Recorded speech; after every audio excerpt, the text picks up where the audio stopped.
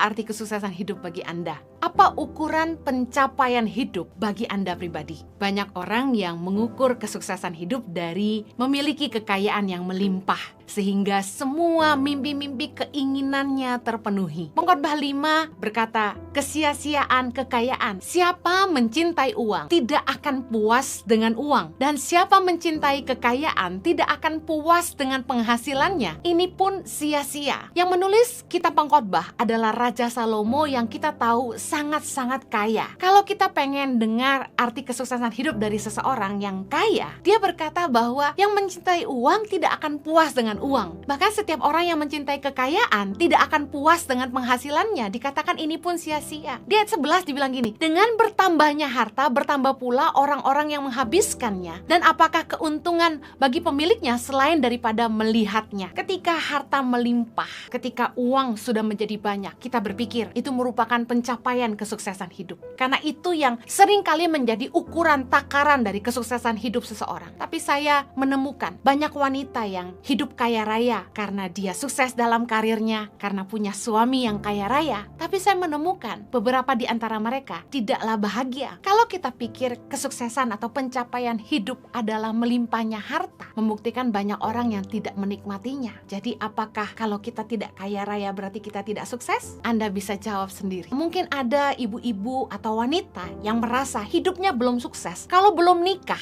karena ukuran pencapaian kesuksesannya adalah menjadi seorang istri dan ibu. Makanya banyak perempuan yang merana karena belum menikah. Apakah yang tidak menikah tidak sukses? Apakah yang tidak punya anak tidak sukses? Bicara soal menikah, yang saya tahu jodoh itu dari Tuhan, tidak semudah yang kita pikirkan. Ada orang-orang yang maksa nikah karena usia, tapi kemudian tidak bahagia. Kalau kita nikah, tujuannya apa? Kalau nikah untuk bahagia, kita akan kecewa. Karena sesungguhnya pernikahan itu justru menyempurnakan kita, membuat kita harus berubah dalam segala aspek. Ketika kita hidup dua menjadi satu, tidaklah mudah. Kalau orang tidak menikah dikatakan tidak sukses, menurut saya begini, menikah itu nggak mudah, dan nggak semudah itu cari pasangan hidup. Kalau Tuhan tidak mengizinkan kita menikah, apakah berarti kita tidak sukses? Toh, yang menikah pun hari ini belum tentu berkata mereka sukses. Malah banyak dari mereka yang sudah menikah berharap mereka tidak nikah. Kalau orang menikah untuk bahagia, kenapa akhirnya banyak yang cerai juga? Kemudian, apakah kalau tidak punya keturunan berarti kita tidak sukses sebagai perempuan? Well, punya anak belum tentu tenang dan senang. Coba tanya sama para wanita yang hari ini menua dan ditinggalkan anak-anaknya. Anak-anaknya tidak peduli, tidak pernah mengunjungi, tidak merawat mereka di hari tua, tidak sayang mamahnya. Makanya Yesus berkata dalam Lukas 23 ayat 29 begini, sebab lihat akan tiba masanya, orang berkata, berbahagialah perempuan mandul dan yang rahimnya tidak pernah melahirkan, dan yang susunya tidak pernah menyusui. Kenapa Yesus bilang gitu? Karena ketika orang punya anak, belum tentu mereka punya anak yang sungguh-sungguh bisa mengasihi mereka, bisa merawat mereka di hari tua, anak-anak yang bisa menyenangkan hati mereka.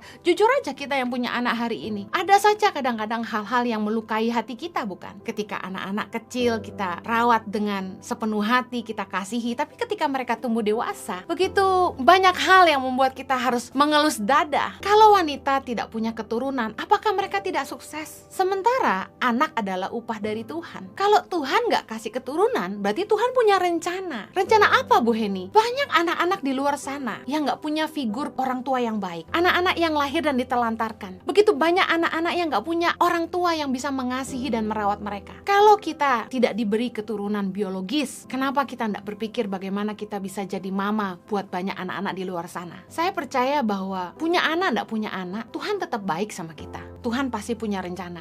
Apakah ukuran sukses adalah memiliki karir, menjadi wanita karir, punya prestasi, punya jabatan tinggi? Kenyataannya, karir dan jabatan seringkali mengorbankan keharmonisan dalam rumah tangga. Ketika kita punya karir, agak kesulitan berbagi waktu untuk keluarga, untuk bisa mendidik anak-anak kita, mengurus rumah tangga. Tidak banyak orang yang punya privilege untuk bisa melakukan keduanya dengan baik. Apakah kalau kita jadi wanita karir itu sebuah ukuran kesuksesan? Bagaimana dengan ibu-ibu yang hanya menjadi ibu rumah tangga? Apakah itu tidak sukses? Karena menurut saya, menjadi ibu rumah tangga juga tidak mudah. Tergantung Tuhan menciptakan kita dengan talenta apa. Ada wanita yang memang diciptakan Tuhan dengan talenta untuk bekerja, bukan jadi semata ibu rumah tangga. Nah, mereka mungkin gak akan tahan duduk di rumah. Ngeliatin anak lari sana sini, mereka pusing sendiri. Masing-masing orang punya bagiannya. Apakah kita harus jadi wanita karir baru sukses? Punya prestasi baru sukses? Ada juga yang menjadikan pemakaian Tuhan sebagai suatu ukuran kesuksesan dalam hidup. Kalau bisa dipakai Tuhan menyembuhkan orang sakit, dipakai Tuhan untuk jadi pengkhotbah hebat,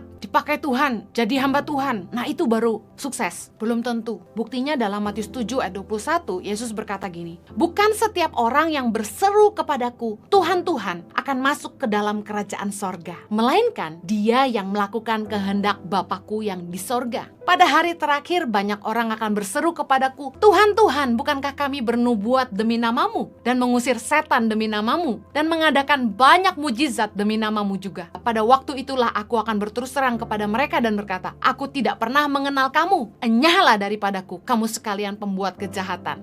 Bagi kita orang Kristen, hamba-hamba Tuhan yang dipakai Tuhan untuk bernubuat, mengusir setan, melakukan banyak mujizat, banyak penggemarnya, banyak pengikutnya, itu menjadi ukuran kesuksesan. Wow, pemakaian Tuhan luar biasa. Sementara Yesus berkata, mereka ditolak dan dikatakan bahwa aku tidak mengenal engkau. Jadi saya percaya bahwa perkenanan Tuhan atas hidup kita lebih penting dari pemakaian Tuhan atas hidup kita. Nah, bagaimana supaya Tuhan berkenan buat hidup kita? Itu jauh lebih penting.